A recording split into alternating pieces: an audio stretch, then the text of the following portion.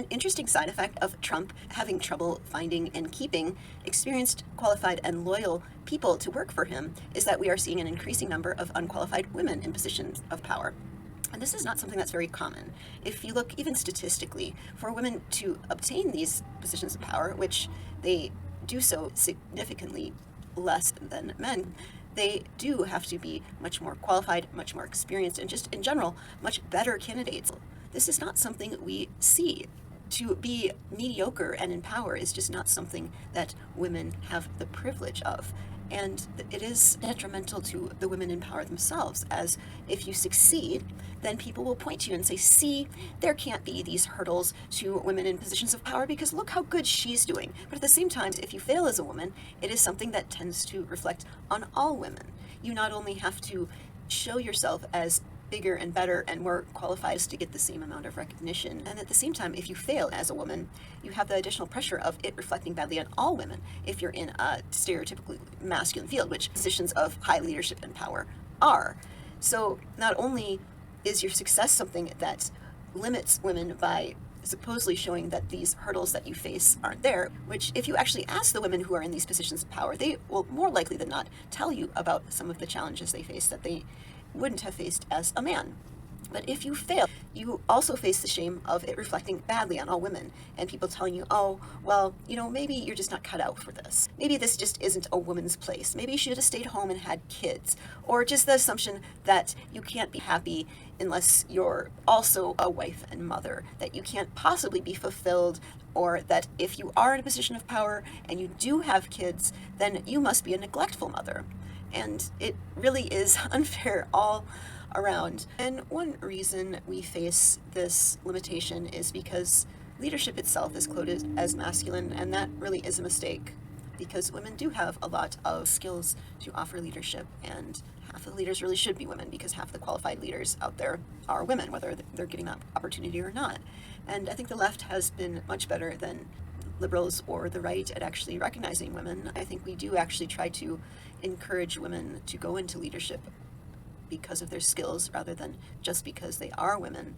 Because when you're doing tokenism, you're not actually empowering women. There is a conversation to be had about some of the ways DEI is not actually encouraging equality, but tokenism, and actually just propping up neoliberalism and the same systems of exploitation that we want to dismantle, because having more diverse oppressors does not dismantle oppression, it actually justifies it. And this is where we all need to step up. And one thing I think we could do on the left is be a lot more explicit in the differences between liberal feminism and socialist feminism. You may ask, who am I to talk about this glass ceiling that women face? But I am proud, sorta, to say that if you go to Wikipedia, I am actually the first source on the bibliography for that page, although I no longer have my Wikipedia site. It was taken down due to, I don't know, it was something about the sources they didn't like. I think they just kind of did a mass purge of leftists on Wikipedia. I didn't fight it very hard. I kind of wish it was there.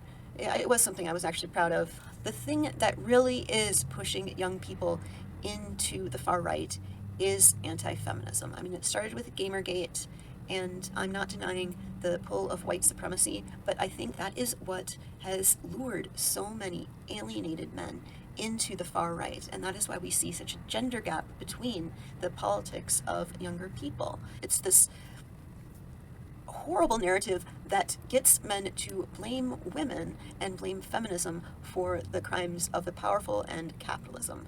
They are very isolated, they are very lonely, they are very angry, and they're blaming the wrong people. They're blaming women.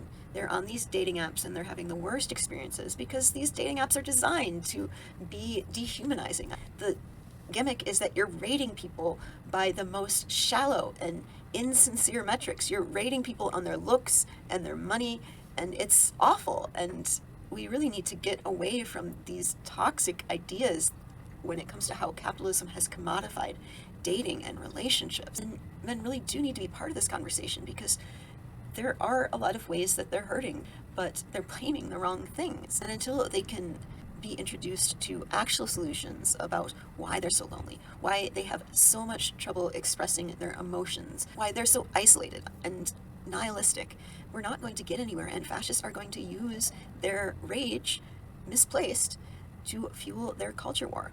It's clear that the alienation of capitalism has driven so many young men to the far right, and I don't think we're going to counter this with the culture war of liberalism and their version of faux feminism. I think what we need is a fourth wave of feminism that involves men understanding all the ways patriarchy hurts them, isolates them, ruins their relationships, makes sex dehumanizing, and commodifies everything. And men need to be leading this. They need to realize all the ways patriarchy hurts them and causes them to hurt others, and how it makes them cannon fodder for the fascists. It's anti-feminism that got us into this mess, I think, more than anything other than capitalism. And we need feminism to get us out of it. I haven't heard any convincing arguments to say that it isn't anti-feminism that lured so many men into this nihilistic, reactionary mindset where they're blaming everything but capitalism for their economic situation and everything but themselves for their isolation and alienation. Because, quite frankly, women don't want to be with men who hate them. And yes, they severely hate women. That much is clear. And if they don't now, they're on a path to be there. The algorithms lead them there. Within just a few hours, if you create a profile as a young boy on most major apps, you will start being fed some of this dating advice that is all about blaming women, blaming feminism, encouraging hypermasculinity, shaming men for any homosexual tendencies or anything considered feminine or any non-stereotypical behavior. And it's deeply injurious, not just to women, but to the men themselves. So if we want a way out of this, we have to offer something different. I've talked about how on the left, anti-feminism hasn't managed to gain a lot of ground just because there's no real way to square anti-feminism with leftism. If you're coming at it from the Marxist standpoint, obviously the material conditions are ones where women hold significantly less wealth and less power.